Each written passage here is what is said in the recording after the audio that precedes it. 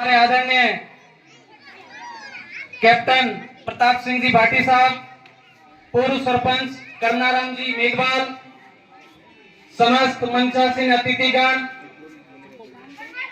आज हमारे इस विद्यालय में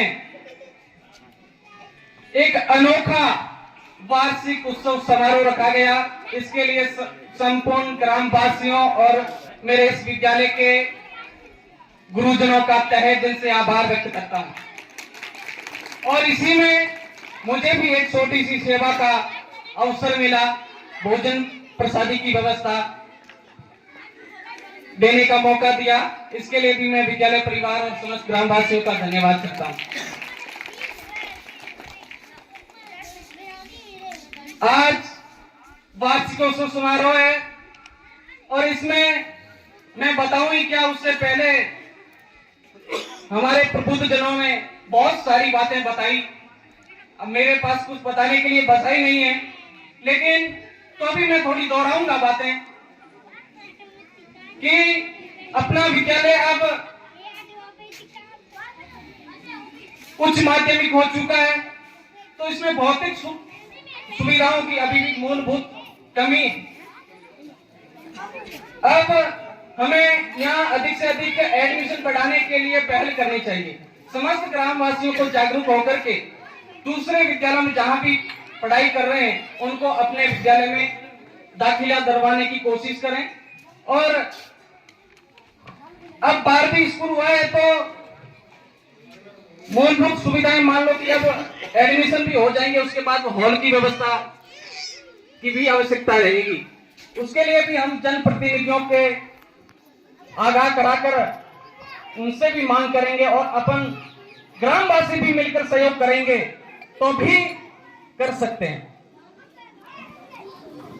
और बाकी शिक्षा व्यवस्था की रफ्तार अपना विद्यालय अब पकड़ चुका है और आगे आने वाले दिनों में और बेहतर तेजी के साथ शिक्षा के क्षेत्र में बढ़ोतरी होगी। इसके लिए हम सबको मिलजुल करके सहयोग करना पड़ेगा।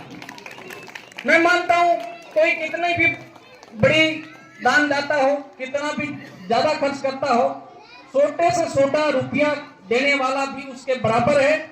और सभी लोग मिलजुल करके अपने जितनी इच्छा के अनुसार, शक्ति के सामर्थ्य के अनुसार सभी विद्यालय के कोष में अपनी सहायता करने का कोशिश करें, क्योंकि विद्या के दान में दिया हुआ कभी अल्प नहीं जाता। और बाकी चीजें आज सभी लोग इकट्ठे हुए हैं तो मैं बताना चाहूंगा, क्योंकि ये सब तालमेल होता है।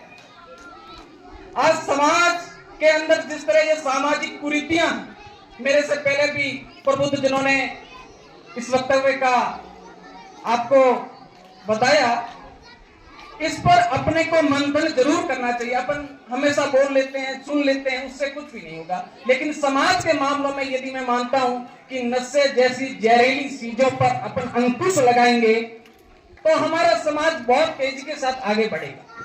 मैं आप लोगों का विरोध नहीं करता हूं, जो नशा कर रहे हैं उनकी आदत पड़ गई है, उनको लेना पड़ेगा, दवाई के रूप में ले रहे हैं, कोई बात नहीं। लेकिन समाज के मामलों में कोई काम काज में लिमिट यदि रखें, कोई चीज की लिमिट रखें या उस पर अंकुश लगाएं तो बढ़िया रहेगा।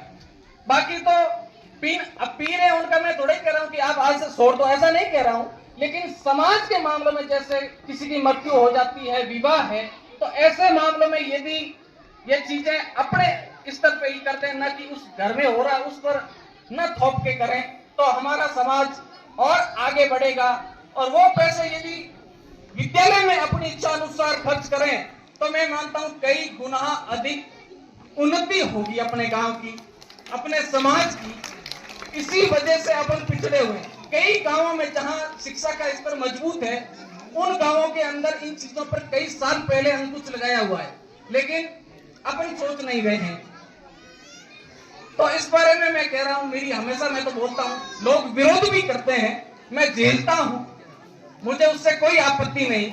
लेकिन मैं कभी भी झूठ और अन्याय का साथ नहीं दूंगा जिंदगी में कभी भी।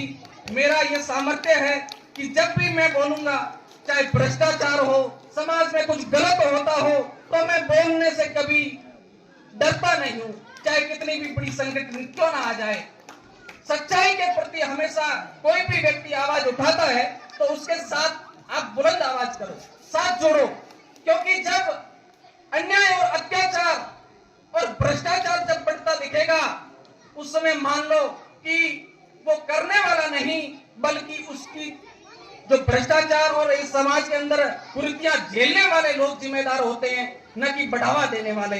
इसलिए मेरी हमेशा इच्छा रहती है और मैं बोलता भी हूं। तो आप सबसे कह रहा हूं कि आगामी कभी भी कार्यक्रम कोई हो तो उस पर गांव में बैठ करके निर्णय करें कि अपने समाज के मामलों में यदि सामाजिक कार्यक्रमों में इस नशे की रोकथाम हो तो मैं मानता हूं कि अच्छा होगा। बाकी आप विचार करना, एक बार सोचना कि ये बात सही है गलत है, इस पर एक बार विचार आप जरूर करना। अभी सुन लिया और आप चले गए, 4-5 बार